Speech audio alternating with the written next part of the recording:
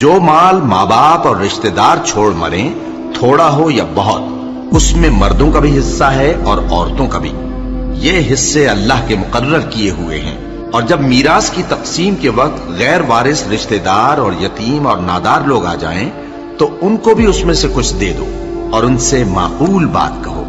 اور ایسے لوگوں کو ڈرنا چاہیے جو ایسی حالت میں ہوں کہ اپنے بعد ننھے ننھے بچے چھوڑ جائیں اور ان کو ان کی نسبت خوف ہو کہ ہمارے مرنے کے بعد ان بیچاروں کا کیا ہوگا۔